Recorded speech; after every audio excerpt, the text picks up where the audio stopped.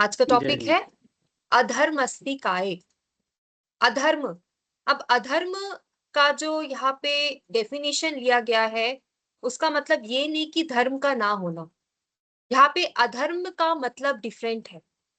तो यहाँ पे जिस प्रकार से हमने धर्मस्तिकाय को समझा, जहां धर्मस्तिकाय में धर्म द्रव्य है और वो धर्म द्रव्य जीव और पुद्गल को गति में सहायक देता है, किसी प्रकार से उसको सहायता देता है जिससे कि उसमें कंटिन्यूअसली गति होते रहे, कंटिन्यूअसली उसमें परिवर्तन होते रहे और बदलाव के रूप में हमें उसकी बदलती व्यवस्था दिखती रहे।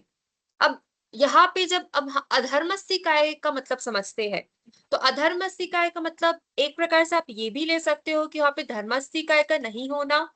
दूसरी पॉइंट आप ये समझ सकते हो अधर्मस्तिकाय का कि जो जीव और पुद्गल को विश्राम अवस्था देता है या विश्राम अवस्था का संभव बनाता है, उसको हम अधर्मस्तिकाय बोलते हैं। यानी अधर्मस्तिकाय भी धर्मस्तिकाय की तरह एक माध्यम है, ऐसा माध्यम, ऐसा मीडियम जो कि उस पर्टिकुलर जीव और पुद्गल को स्टेट ऑफ रेस्ट प्रोवाइड करता है। जैसे धर्मस्तिकाय स्टेट ऑफ मोशन प्रोवाइड करता है, वैसे ही अधर्मस्तिकाय स्टेट ऑफ रेस्ट प्रोवाइड करता है। तो दोनों का काम हमको एक समान ही लग रहा है कि वो हमको मोशन प्रोवाइड कर रहा है धर्मस्तिकाय, और अधर्मस्तिकाय हमको रेस्ट प्रोवाइड कर रहा है। बट यहाँ पे इनका काम करने का तरीका थोड़ा सा डिफरेंट है, और किस प्रकार से इनका काम करने का डिफरेंट है वो हमें समझना पड़ेगा। तो उदाहरण के तौर पे हम यहाँ पे समझते हैं, एक धरती का उदाहरण दिया गया है। धरती का हमें पता है कि एक जो हम धरती में रहते हैं, ये किसी वस्तु को रोकती नहीं है और किसी विशेष क्रिया में भी ये प्रवृत्त ऐसा होती नहीं है, परंतु उस पे जो रखी वस्तुएं हैं वो किसी ना किसी रूप में हमें स्थिर देखती है। मतलब उसमें जो रखी वस्तुएं हमको स्टेबल दिखती है। तो धरती केवल स्थिरता के लिए एक अनुकूल वातावरण देती है। यानी अगर आप धरती को बाहर से देखोगे, ठीक है, धरती यानी अर्थ के बाहर जाके आप देखोगे तो आपको पता चलेगा कि धरती तो घूम रही है ना। बट अब आप पूछोगे कि उसमें बदलाव कैसे हो रहा है।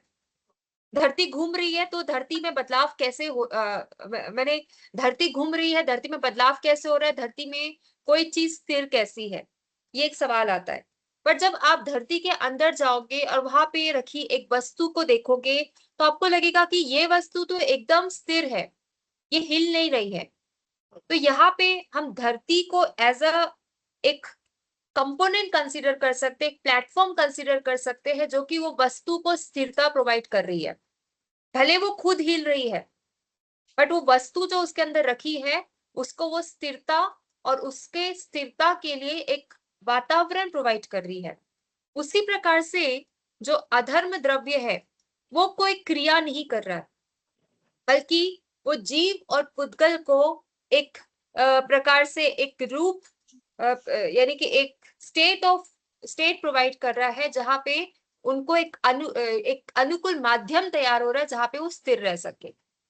तो जीव और पुद्गल जब स्वाभाविक रूप से रुकना चाहते हैं, तब यह द्रव्य यानी कि जो अधर्मस्तिकाय द्रव्य है वो उनके विश्राम यानी स्थिरता के लिए अनुकूल माध्यम उपलब्ध कराता है। तो यहाँ पे भी हमने देखा कि जीव और पुद्गल यहाँ पे अपनी इच्छा के कारण रुक रहा है। जीव और पुद्गल को अधर्मस्तिकाय नहीं बोल रहा कि आप लोग रुक जाओ, वो लोग अपनी इच्छा के कारण रुक रहे हैं। बस अधर्मस्तिकाय एक ऐसा स्टेट प्रोवाइड कर रहा है जहां पे वो अच्छे से रुक सकते हैं, स्थिर और विश्राम की अवस्था में आ सकते हैं। तो देखा जाए तो धर्मस्तिकाय का क्या काम था, एक स्टेट ऑफ मोशन प्रोवाइड करना, यानी कि एक प्लेटफॉर्म प्रोवाइड करना जहाँ पे गति पॉसिबल हो। अब अधर्मस्तिकाय का क्या काम है, एक प्लेटफॉर्म प्रोवाइड करना जहाँ पे रेस्ट पॉसिबल है। तो ये खुद में कुछ नहीं कर रहा है, बस कुछ प्रोवाइड कर रहा है। अब ये कुछ प्रोवाइड कर रहा है यानी कि उसका गुण है, तभी वो उसको प्रोवाइड कर रहा है। तो यहाँ पे अधर्मस्तिकाय का क्या गुण है कि वो स्टेबिलिटी प्रोवाइड करता है, वो रेस्ट प्रोवाइड करता है, वो है अधर्मस्तिकाय। यानी सब कुछ रुक जाता है, स्थिर हो जाता है, स्टेबल हो जाता है। तो वो क्वालिटी, वो गुण को हम अधर्मस्तिकाय से कंसिडर करते हैं। अधर्मस्तिकाय यानी कि सब चीज का ठहर जाना, सब चीज का स्थिरता में आ जाना, ऐसा एक प्लेटफॉर्म तैयार, ऐसा एक वातावरण तैयार हो जाना जहां पे कोई भी हलचल ना हो। तो ये जो द्रव्य है ये निष्क्रिय है।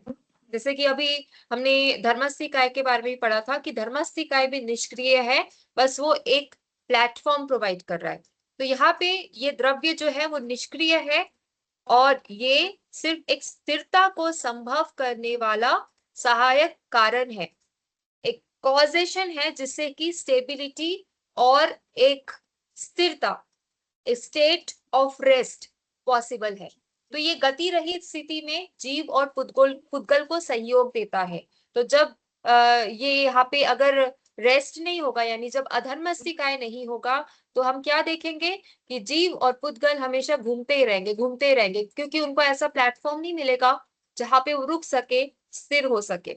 और जब हम देखेंगे कि धर्मस्थिकाय नहीं होगा, तो ये जीव और पुद्गल हमेशा एक ही जगह खड़े रहेंगे, बैठे रहेंगे, क्योंकि इनको ऐसा प्लेटफॉर्म नहीं मिलेगा जहां पे घूम सकते हैं और अपने कार्य को परिणाम दे सकते हैं।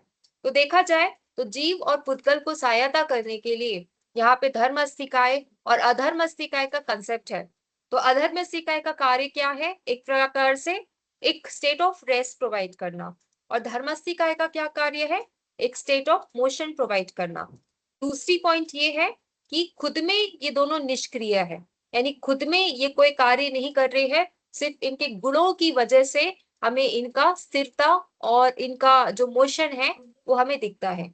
अब क्योंकि इनके गुणों में ऐसी संभावना है कि ये स्थिर रहती है या ये हमेशा मूवमेंट में रहती है, और इसी वजह से अब इसके गुण से हम इसको डिफाइन करेंगे।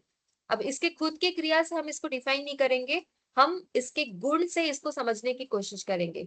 तो गुण से हम ये समझते हैं कि अधर मस्तिष्क जो है ये हमेशा रेस्ट में रहता है, हमेशा ये रेस्ट में, यानी सहायक प्रोवाइड करता है जिसमें जीव और पुद्गल जो रेस्ट में रहे। अब यहाँ पे एक बात हमको समझना है ये गुण के बारे में, क्योंकि हमें पता है ये बात कि किसी की विशेषताएं बतानी है तो हम उसके गुण से बताते हैं। तो यहाँ पे अगर मुझे अधर्मस्थिकाय की विशेषताएं बतानी है तो मैं उसके गुण से उसकी विशेषताएं बताऊंगी कि इसका गुण जो है वो रेस्ट का गुण है, यानी कि उसका गुण विश्राम का गुण है, तो ये विश्राम की अवस्था प्रोवाइड करता है। बट यहाँ पे एक इंटरेस्टिंग फैक्ट यही है कि इसका और इसके गुण का दोनों को अलग अलग कंसिडर किया जा रहा है। जैसे कि हम एक्चुअली सब्सटेंस की डेफिनेशन में देखते हैं, सब्सटेंस की डेफिनेशन में हम क्या देखते हैं कि जो परिवर्तन होता है वो गुणों में होता है, मोड्स में गुणों परिवर्तन होता है, पर जो एक्चुअल स्थिति रहती है, यानी जो एक्चुअल सब्सटेंस रहता है, उसमें कोई परिवर्तन नहीं होता है। तो यहाँ पे अधर्मस्थिकाय एज इट इज अगर रहा तो उसमें आपको कोई परिवर्तन, यानी धर्मस्थिकाय की बात करती हूँ, धर्मस्थिकाय एज इट इज अगर रहा तो उसमें हमको कोई परिवर्तन नहीं दिखेगा, बट परिवर्तन यानी कहाँ दिखेगा, गति, यानी कि उसके गुणों में हमको परिवर्तन दिखेगा, यानी कि गुणों में हमें उसका चेंजेस दिखेगा। तो ये पर्याय जो काम करता है, पर्याय कहाँ काम करता है, पर्याय गुणों में काम करता है, क्योंकि जो एक्चुअल सब्सटेंस होगा, सब्सटेंस तो एज इट इज रहेगा, उसमें कोई चेंजेस नहीं होगा। चेंजेस किसमें होगा, उसके गुणों में होगा। तो ये गुण की परिवर्तन, गुण की जो बदलता रूप है, उससे हम समझ सकते हैं कि ये जो है अधर्मस्थिकाय या धर्मस्थिकाय दोनों द्रव्य की कैटेगरी में एग्जैक्टली फिट होते हैं, और इसलिए हम इसको वन ऑफ दी द्रव्य बोलते हैं। ठीक है, तो अधर्मस्थिकाय या धर्मस्थिकाय, दोनों का कार्य हमें समझ आता है, दोनों के गुणों का कार्य समझ आता है, दोनों द्रव्य क्यों कहलाते हैं ये भी समझ आता है, और दोनों द्रव्य का विशेष कार्य क्या है ये भी हमें समझ आता है। तो यहाँ अधर्मस्थिकाय से रिलेटेड और बहुत सारी चर्चा है, बट यहाँ तक जो मैंने पॉइंट समझाया, यहाँ पे कोई ऐसा लग रहा है आपको कि कुछ पॉइंट है जो कि और होना चाहिए या और समझना चाहिए, या आगे बढ़े? आगे नहीं, ठीक है मैडम। ठीक है, ओके। अधर्मस्थिकाय का अब स्वरूप देखते हैं, यानी अब अधर्मस्थिकाय को हम समझेंगे कैसे, कैसे पता कर सकते हैं कि ये धर्मस्थिकाय है, ये अधर्मस्थिकाय है, कैसे बता सकते हैं? तो यहाँ पे कंसेप्ट तो सेम है, बट इसको समझने का थोड़ा तरीका अलग है।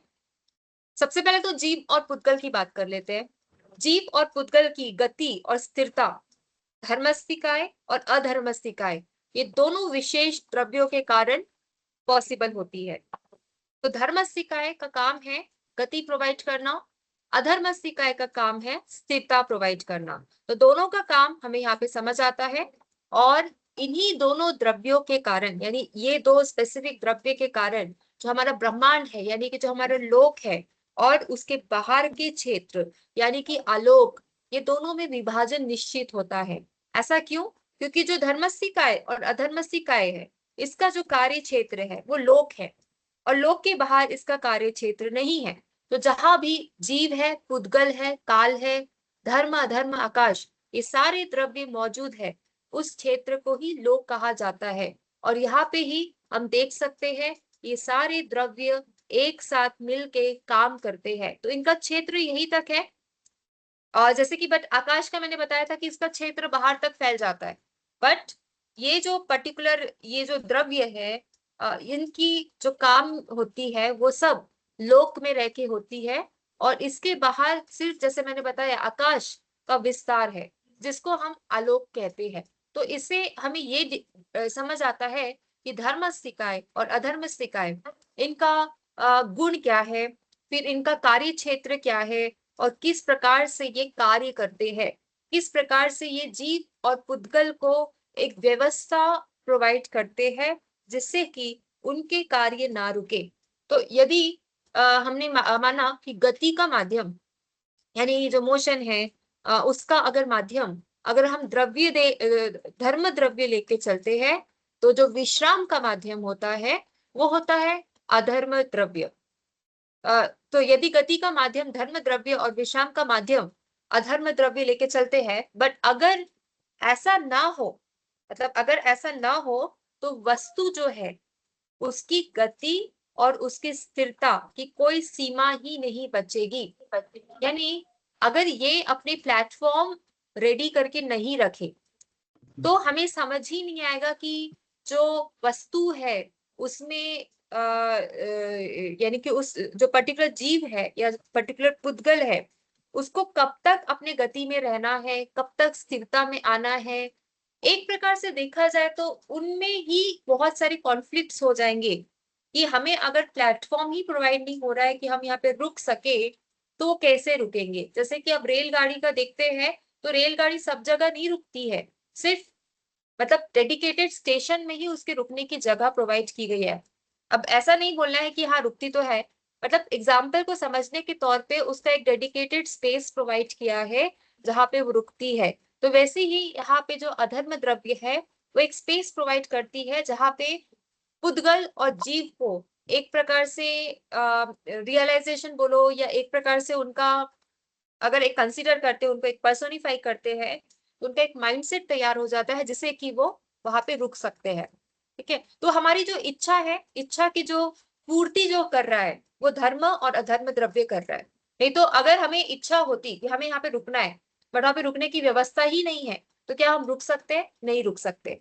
बट यहाँ पे देखा जाए तो धर्म द्रव्य और अधर्म द्रव्य, क्योंकि दोनों मिलजुल के काम करते हैं, और इसी वजह से हमारे फ्री विल और हमारे फ्री चॉइस में कॉन्फ्लिक्ट नहीं होता है। हम जब मर्जी हम रुक सकते हैं, हम जब मर्जी हम चल सकते हैं, क्योंकि ये दोनों मिलजुल के काम करते हैं और उस प्रकार का प्लेटफॉर्म प्रोवाइड करते हैं जहाँ पे हमारा रुकना, हमारा चलना दोनों ही पॉसिबल है। ठीक है, तो यहाँ पे हमने इनकी विशेषताएं समझी।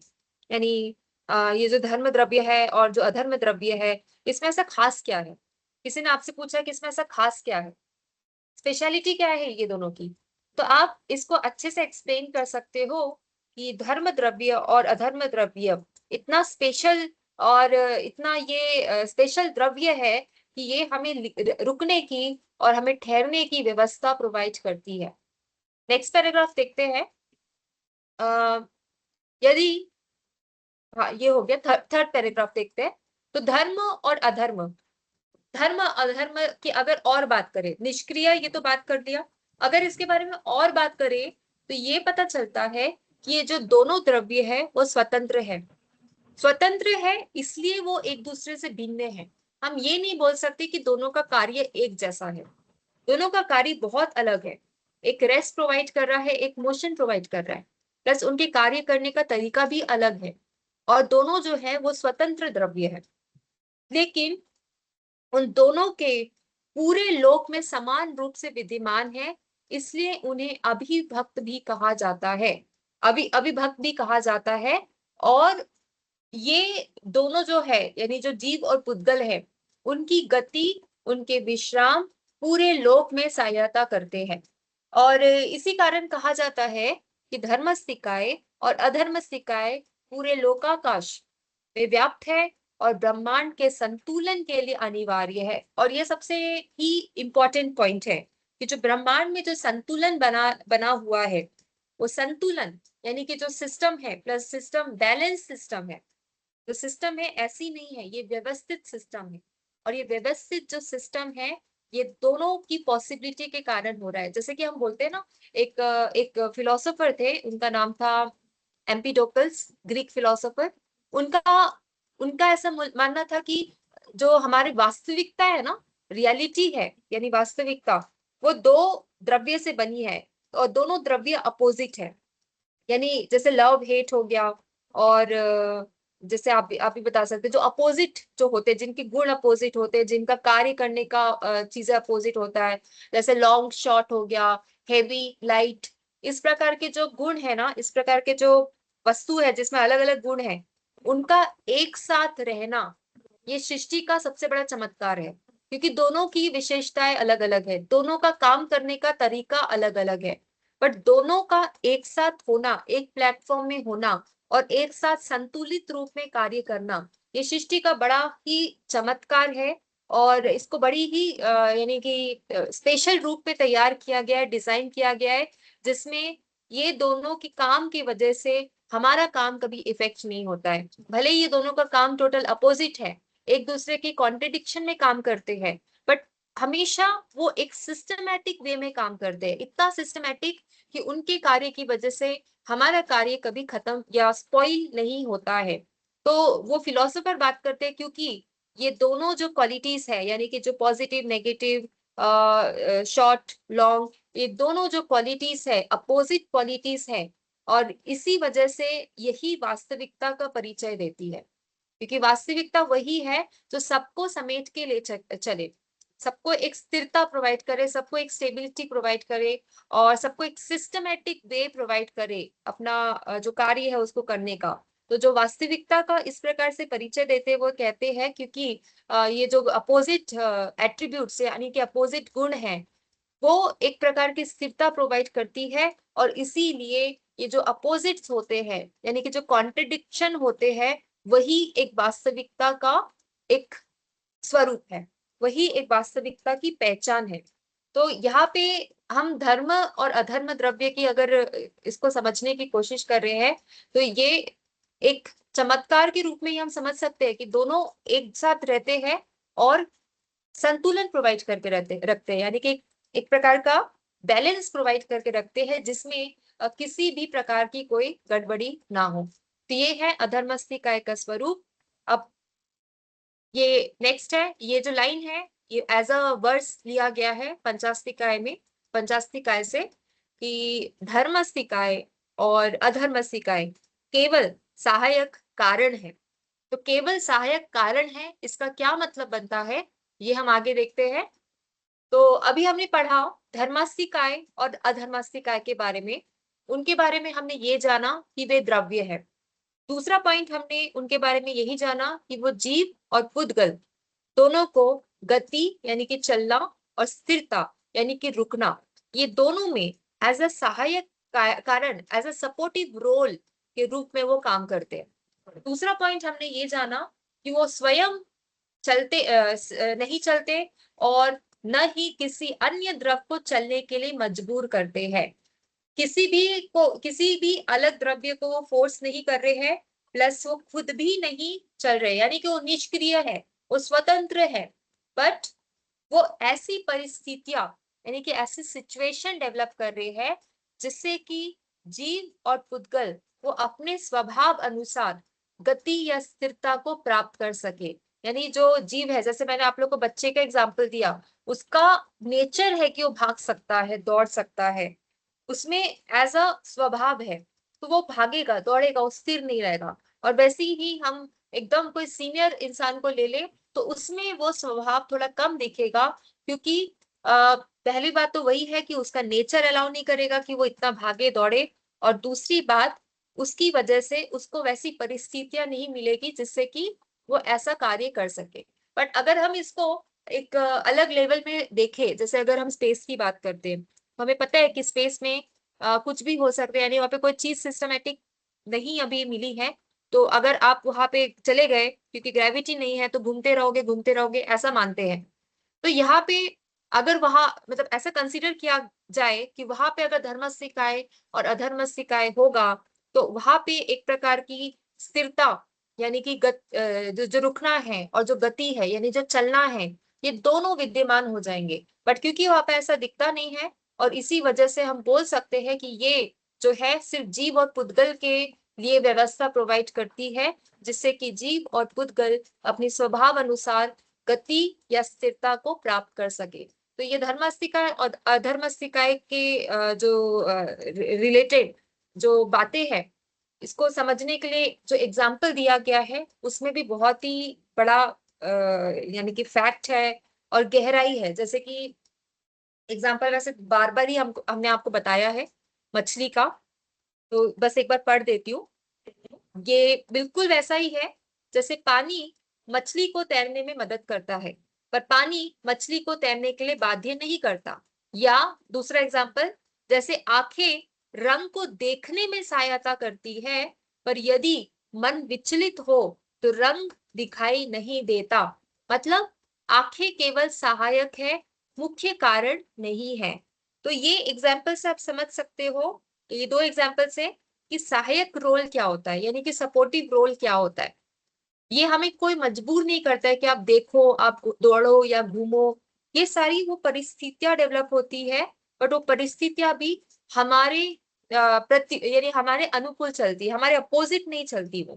ठीक है, तो ये हमें समझना जरूरी है अबाउट द धर्मस्थिकाय एंड अधर्मस्थिकाय द्रव्य। आगे पढ़ती हूँ, थर्ड पैराग्राफ। तो इसी प्रकार धर्मस्थिकाय गति का मुख्य कारण नहीं है, बल्कि गति होने की स्थिति को उपलब्ध कराता है। तो अगर आपसे पूछा जाए तो गति का मुख्य कारण क्या है, तो गति का मुख्य कारण वो वस्तु का ही स्वाभाविक नेचर है, यानी स्वाभाविक उसका जो एक आदत बोलो, हैबिट बोलो, या एक प्रकार से उसका कार्य बोलो, कुछ भी बोलो, बट वो सारा वस्तु पे डिपेंड करता है। क्योंकि अगर एक आप पत्थर से बोलो कि पत्थर को हिलना है, तो पॉसिबल नहीं है, क्योंकि उसमें वैसी पोटेंशियलिटी नहीं है कि पत्थर मूव हो सके। और वही अगर आप कोई वहां पे बच्चा खड़ा है उसको बोलो मूव हो जाओ, तो वो हिलने के लिए तैयार हो जाएगा, क्योंकि उसमें वैसा वैसा स्वभाव है। तो इसी प्रकार से हम समझ सकते हैं कि जो धर्मस्थिकाय है वो गति का मुख्य कारण नहीं है, गति होने की स्थिति प्रोवाइड करता है।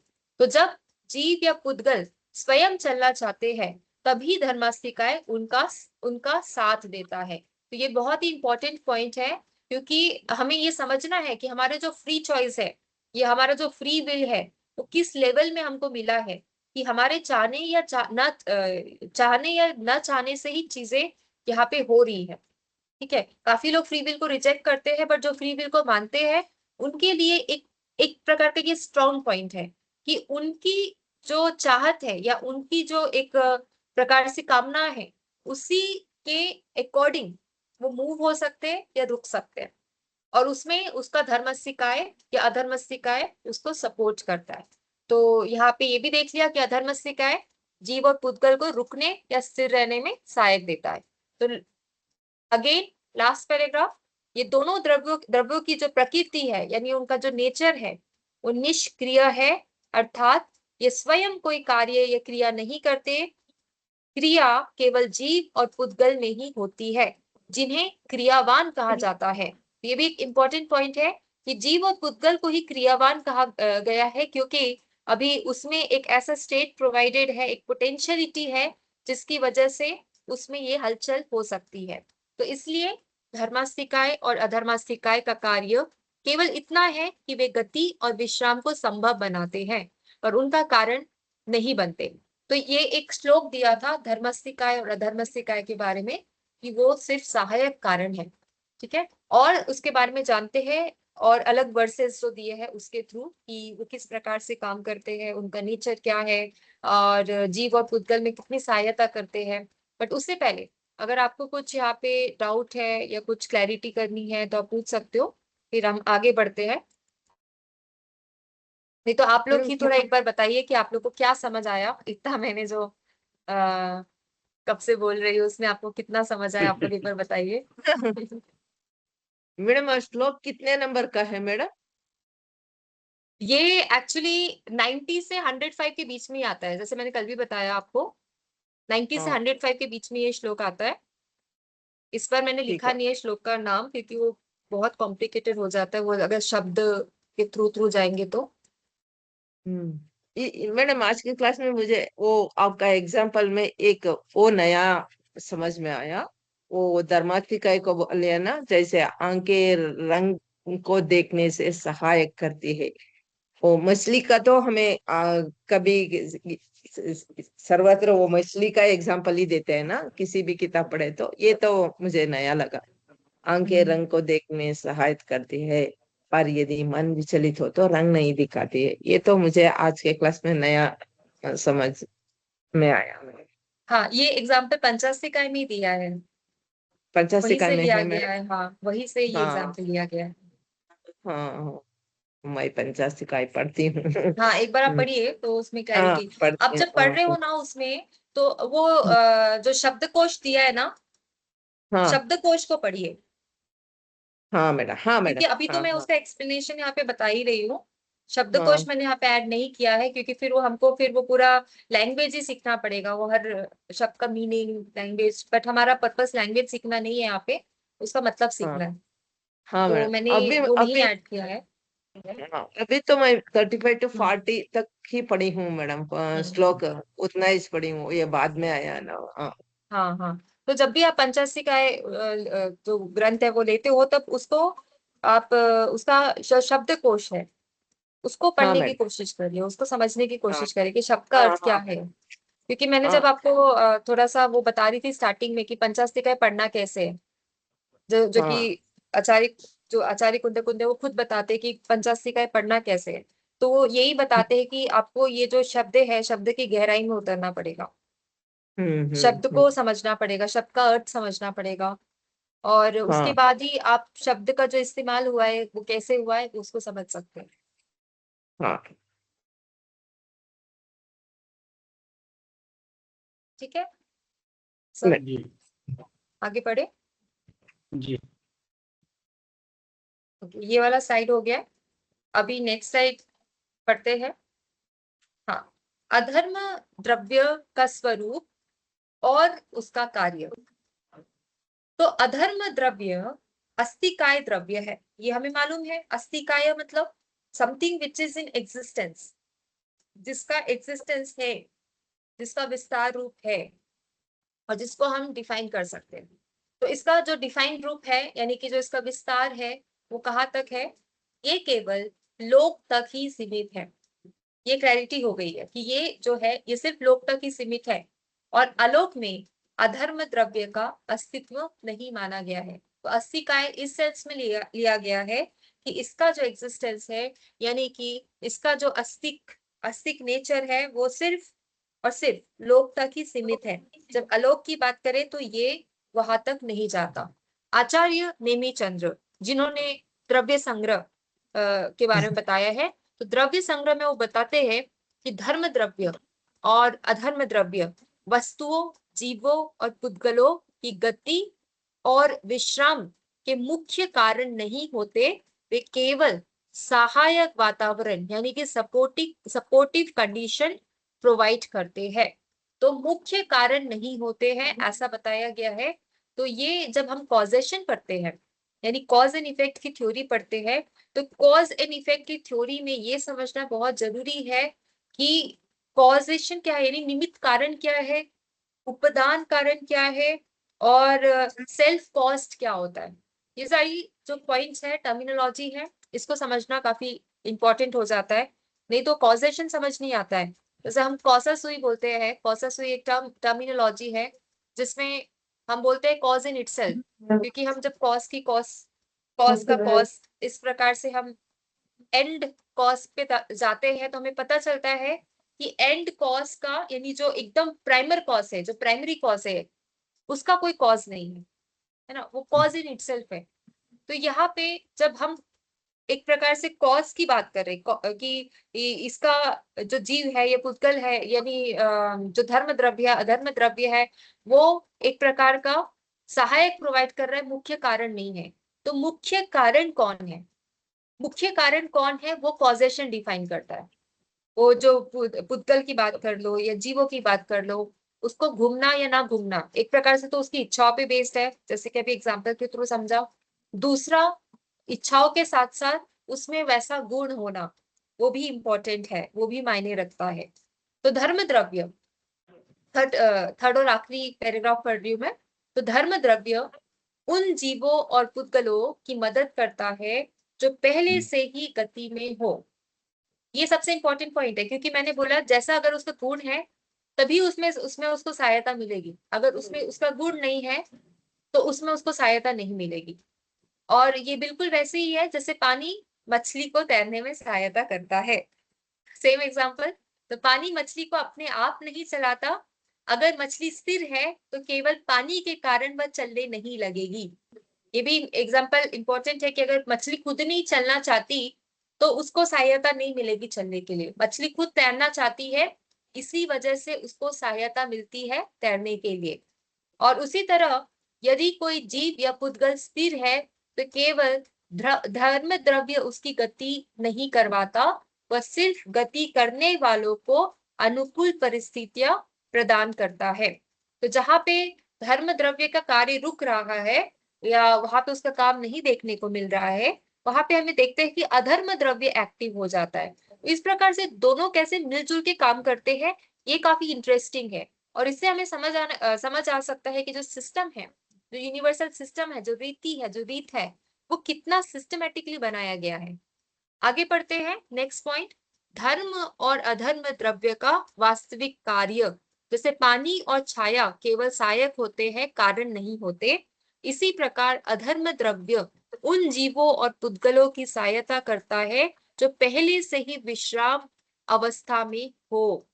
ठीक है, अब ये जो है एक नया पॉइंट इसलिए है क्योंकि ये आपको ये समझ आएगा कि जिस पर्टिकुलर पुद्गल और जीव का जो एक प्रकार से गुण बोलो या एक प्रकार से उनकी स्व इच्छा बोलो, अगर उनकी गुण और स्व इच्छा पहले से ही एक विश्राम अवस्था में हो तो उसको अधर्म द्रव्य सपोर्ट कर रहा है कि वो अपनी स्टेट को मेंटेन रखे।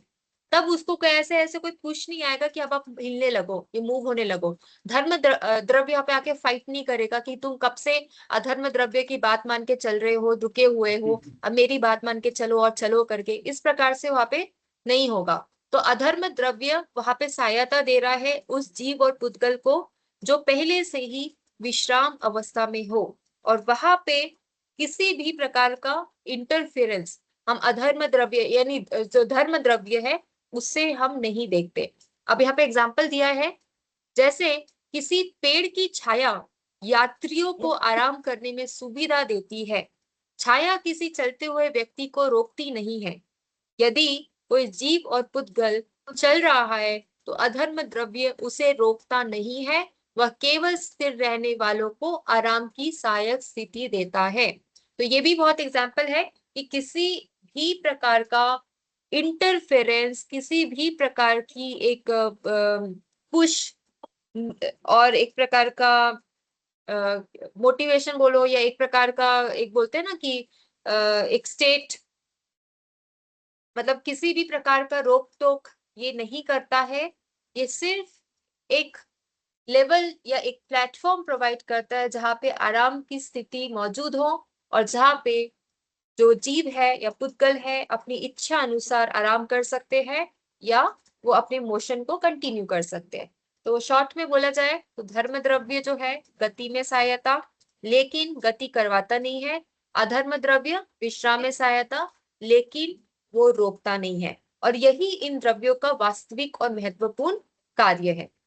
तो अभी तक मैंने जो पॉइंट्स बताए, भले वो एक जैसे लग रहे होंगे, बट उसको जिस प्रकार से मैंने अगर बताया है उस प्रकार से अगर लिखते हो तो आपको अलग अलग पॉइंट्स दिखेंगे। जैसे मैंने सबसे पहले आपको यही बताया कि धर्म और अधर्म द्रव्य दोनों सपोर्टिव, यानी कि दोनों सपोर्टिव यानी कि सहायक है।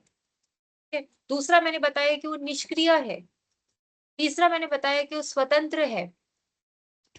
चौथा मैंने बताया कि वो किसी को अपनी अवस्था से प्रतिकूल काम करने की जो प्रतिकूल काम करने के लिए प्रोत्साहित नहीं करते, यानी कि जो पहले से विश्राम में है उसको विश्राम की स्टेट प्रोवाइड करेंगे, जो पहले से मोशन में है उसको मोशन की स्टेट प्रोवाइड करेंगे, किसी को उसके अपोजिट जाने के लिए वो प्रेरित नहीं करते। तो ये मैंने 4-5 पॉइंट्स बताया है अबाउट धर्म द्रव्य और अधर्म द्रव्य। अगर आप इसको ऐसी शॉर्ट शॉर्ट में लिख लेते हैं जैसे मैंने आपको बताया है, तो आपको इसको एक्सप्लेन करने में आसान होगा, क्योंकि घूम फिर के क्वेश्चन यही आ जाता है कि सब एक ही जैसे दिख रहे हैं, आप कैसे लिखे करके, है ना। बट अगर उसको इस प्रकार से एक्सप्लेन किया जाए, एग्जाम्पल के थ्रू एक्सप्लेन किया जाए, प्लस उसके अलग अलग गुणों के बारे में बात किया जाए, उसके प्रकृति के बारे में बात किया जाए, स्वभाव के बारे में बात किया जाए, उसके कार्य करने के तरीकों के बारे में बात किया जाए, और साथ ही साथ जो कार्य करने का तरीका है वो कैसे कॉन्ट्रडिक्शन में नहीं चल रहा है, बट वो अपने ही नेचर के हिसाब से चल रहा है। ये कुछ पॉइंट्स अगर हम लिखते हैं व्यवस्थित तौर पे तो हमारा आंसर कंप्लीट होता है, और हमें और भी पॉइंट्स मिल जाते हैं इसको और अच्छे से एक्सप्लेन करने के लिए। ठीक है, तो लास्ट पॉइंट में बढ़ती हूँ। यदि अधर्म द्रव्य ना हो तो जीव और पुद्गल निरंतर गति करते हुए अनंत आकाश में बिखर सकते हैं। और यह भी सबसे इंपॉर्टेंट पॉइंट है कि धर्म द्रव्य और अधर्म द्रव्य का क्या विशेषताएं है। उसमें अधर्म द्रव्य का यही विशेषता है कि अगर वो रेस्ट प्रोवाइड नहीं करता तो जो जीव और पुद्गल है वो गति करते करते आकाश में बिखर जाते। तो वैज्ञानिक दृष्टि से जिस प्रकार गुरुत्वाकर्षण पदार्थों को नियंत्रित करता है, उसी प्रकार अधर्म द्रव्य भी गति को नियमन करता है। तो संख्या की दृष्टि से अधर्म द्रव्य जो है वो एक है, अखंड है। ये एक और एक नया पॉइंट, अधर्म द्रव्य कैसा है, एक और अखंड, और इसका जो विस्तार है वो लोक तक सीमित होने के कारण इसे असंख्य प्रदेशी कहा जाता है। Same point as compare to धर्म द्रव्य, क्योंकि ये लोक तक सीमित है और इसलिए इसको भी असंख्य प्रदेशी कहा जाता है। तो धर्म और अधर्म द्रव्यों में देश प्रदेश की कल्पना केवल वैचारिक स्तर पर ही की जा सकती है। तो यहाँ तक जो मैंने पॉइंट्स आप लोग को बताए ये सारे क्लियर है? कोई डाउट से आता? नहीं। समझ आ रहा है ना आप लोग को अलग अलग करके कैसे लिखना? अभी कंफ्यूजन तो नहीं है कि इतने सारे पॉइंट्स कैसे लिखेंगे करके? ठीक है मैडम। है ना, क्लैरिटी आ रही है ना? एग्जाम्पल्स के थ्रू आप लिखोगे तो अच्छे से आप एक्सप्लेन कर सकते हो। ठीक है, अभी आगे ये वाला हो गया ना सहायक कार्य। हाँ, ये लास्ट स्लाइड कंप्लीट करते हैं। गति, गति के बारे में दिया है। गति विश्राम, गति और विश्राम है उसका वास्तविक कारण वस्तुओं का अपना स्वरूप यानी कि परिवर्तन है। अब ये पॉइंट कुछ लोग को बहुत कॉम्प्लिकेटेड लग सकता है, क्योंकि अगर हम वस्तुओं के परिवर्तन की बात करते हैं तो हम एज अ द्रव्य धर्मस्थिकाय और अधर्मस्थिकाय को कैसे कैटेगराइज करें, ये सवाल आ सकता है। बट इस सवाल का आंसर मैंने पहले दिया है उसकी गुणों की वजह से, बट इसको फिर से समझते हैं ताकि हम चेंजेस यानी परिवर्तन को समझ सकें। तो यहाँ धर्मस्थिकाय और अधर्मस्थिकाय वस्तुओं की गति या विश्राम के वास्तविक कारण नहीं है। ये हमने पहले वाले श्लोक में पढ़ा था, अभी उसी श्लोक का ये एक्सप्लेनेशन है। ठीक है, तो ये वास्तविक कारण नहीं है, और कोई वस्तु जो पहले चल रही थी वह बाद में रुक जाती है, और जो वस्तु पहले स्थिर थी पर बाद में चलने लगती है। ये कैसे पॉसिबल है कि पहले वो स्थिर थी बाद में वो चल रही है, पहले वो चल रही थी बाद में वो रुक जाती है? अगर धर्मस्थिकाय और अधर्मस्थिकाय इसमें रोक टोक नहीं कर रहा है, तो वस्तु अपने आप कैसे चलती है या रुकती है? इसका जो जवाब है वो परिवर्तन है। बट ये परिवर्तन धर्म अधर्म द्रव्य के कारण नहीं होता, ये परिवर्तन वस्तु के ही अपने नेचर के कारण होता है, जिसको हम परिणाम कहते हैं। जैसे हम प्रकृति परिणाम बोलते हैं ना, कि प्रकृति अपनी अवस्थाएं बदलती रहती है, वैसे ही यहाँ पे वस्तु भी अपने प्रकृति यानी अपने नेचर के अकॉर्डिंग अपनी अवस्थाएं बदलती रहती है, और उसको हम परिवर्तन और उसको हम परिणाम के रूप में समझ सकते हैं। तो यदि धर्मास्तिकाय वास्तव में गति का मुख्य कारण होता, तो कोई भी वस्तु एक बार चलने लगे तो वह हमेशा चलती रहे। तो यानी मैं जैसे बता रही थी कि अगर धर्मस्तिकाय और अधर्मस्तिकाय दोनों में अगर फाइट हो जाता, तो धर्मस्तिकाय यही चाहता कि चीजें चलती रहे, मेरे अकॉर्डिंग चले।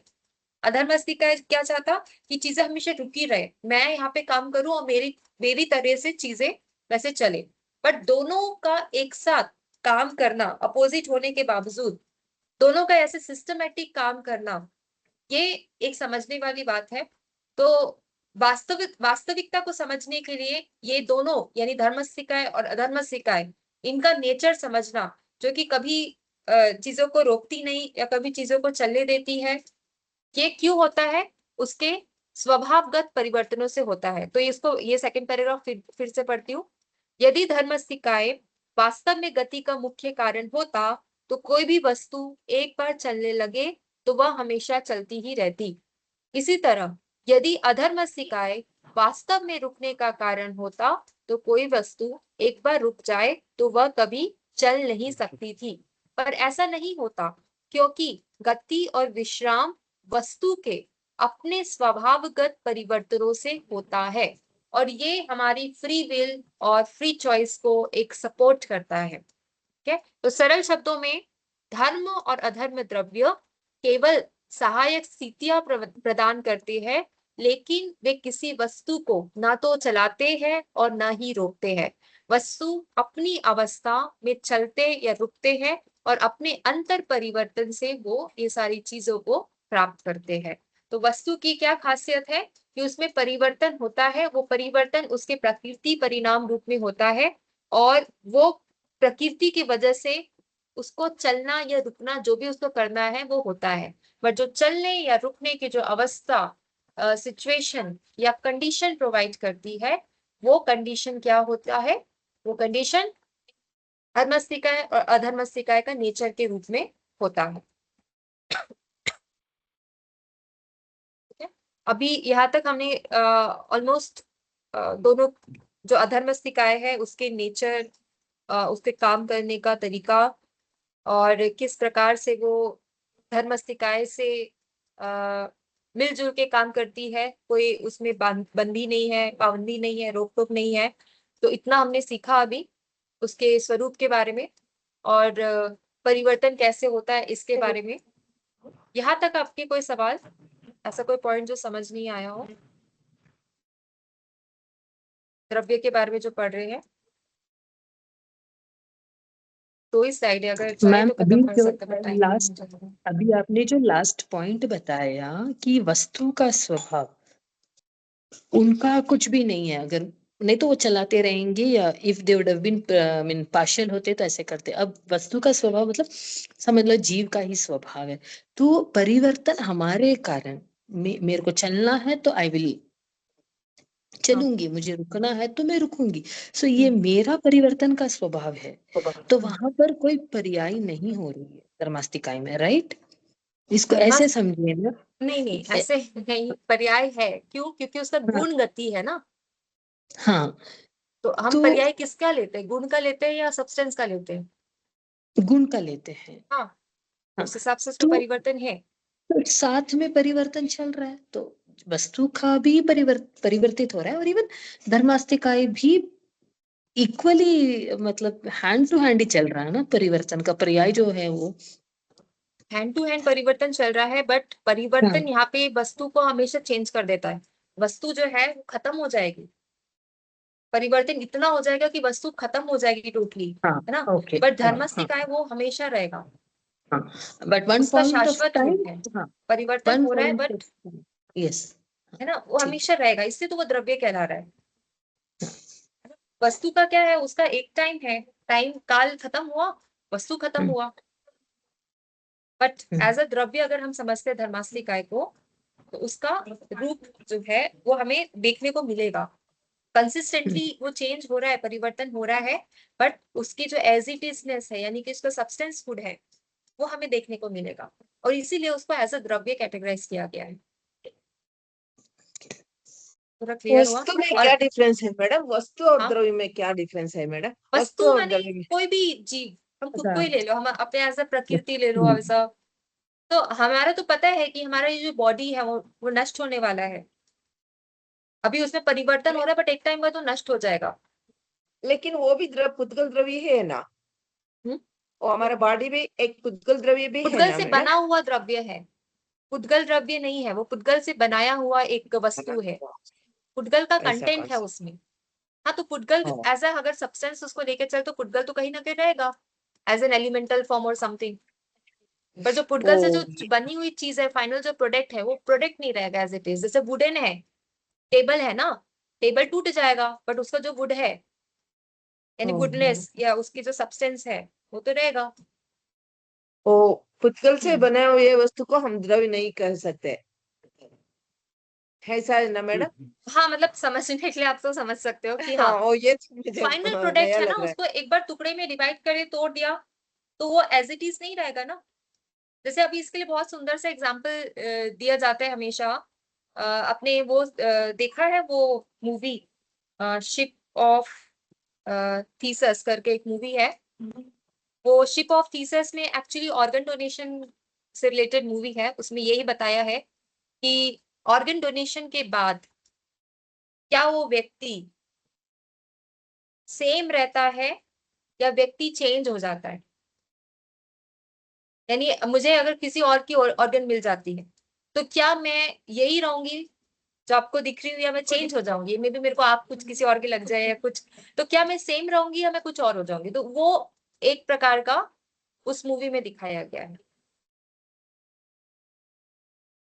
और यही चीज हम समझ रहे हैं मेटाफिजिक्स के कंसेप्ट के थ्रू, कि क्या चेंज है, क्या परिवर्तन है, और क्या सेम है, इसी की गहराई में हम जाने की कोशिश कर रहे हैं। हम शरीर को पुद्गल ही कह देते हैं ना मैडम, अंदर जीव है, शरीर पुद्गल ही कहते हैं, यूजुअली ऐसा ही कह देते हैं। हाँ। हाँ, है ना? हम्म। पुद्गल तो नष्ट नहीं होना समझे, तो अब पुद्गल से बना हुआ है, हाँ, ऐसा पुद्गल से समझ। बना हुआ प्रोडक्ट है वो, एज अ प्रोडक्ट। ठीक। ठीक है।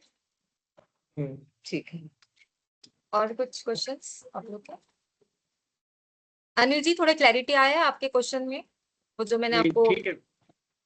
कुछ अगर लग रहा है तो मैं और एग्जांपल्स देखती हूँ, मतलब सेटिस्फेक्शन होना चाहिए थोड़ा कि एग्जांपल्स मिल रहे हैं, नहीं तो आपको भी कहीं से मिलते तो आप लोग बता सकते हो कि एग्जांपल्स है, जैसा है, थोड़ा कंसेप्चुअल है ना, तो थोड़ा समझने में डिफिकल्ट है, बट ठीक है, टाइमली वो समझ आ जाएगा।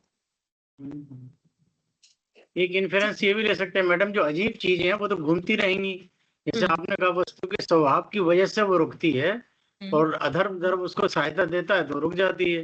लेकिन अजीब चीज जो है वो तो जैसे अर्थ है हमारी अजीब है, तो घूम रही है तो घूमती रहेगी वो, तो उसके स्वभाव में नहीं है ना रुकना, वो तो चाहिए नहीं रुकना, जब कौन चेतना से होगी तभी तो। कौन से अजीब चीज की बात कर रहे हो? जैसे मान लीजिए अर्थ है, जैसे अर्थ जैसे? अजीब है, जो हमारी पृथ्वी है, मतलब कोई भी हाँ, चीज है जिसका भी चेतना नहीं है, अगर हाँ, वो घूम रही है तो घूमती रहेगी, उसमें अधर्म द्रव्य काम नहीं करेगा ना, क्योंकि जो चीज रुकना चाह रही है उसी को तो अधर्म द्रव्य सपोर्ट करेगा। हाँ, हाँ, बिल्कुल। तो अगर पृथ्वी तो कोई घूमती अजीब रह है, रही है। हाँ, घूमती सही रहेगी बात है। इसीलिए घूम रही है वो। हाँ, हाँ, पृथ्वी तो घूम ही रही है, वो तो नहीं रुक रही, बोल हम्म। सकते हो एक प्रकार से। इसलिए उसको उदासीन कहते हैं ना मैडम, इसलिए धर्म द्रव्य और अधर्म को उदासीन द्रव्य कहते हैं ना। उदासीन हाँ, इसीलिए कहते हैं, निष्क्रिय है, निष्क्रिय है निष्क्रिय इसलिए, है, निष्क्रिय। निष्क्रिय है निष्क्रिय, इसलिए कहते उदासीन भी बोलते हैं ना सर, उदासीन भी बोलते हैं ना, हैं। हाँ, वो किसी को उदासीन, प्रेरक नहीं, उदासीन बोल सकते हैं। प्रेरक नहीं, हाँ, प्रेरक नहीं उदा, करता है। उदासीन को निष्क्रिय बोलते हैं, उदासीन निष्क्रिय एक ही चीज है, किसी को हम्म, देखने से किसी में इफेक्ट ना हो तो उदासीन है। हम्म, सही बात है। ठीक है, आप लोग की इंदु मैम की क्लास है अभी जी हाँ जी क्लास ठीक ओवर है करते हैं। ओके, जय ठीक है जिनेंद्र। थैंक यू जय मैम, जय जय जय।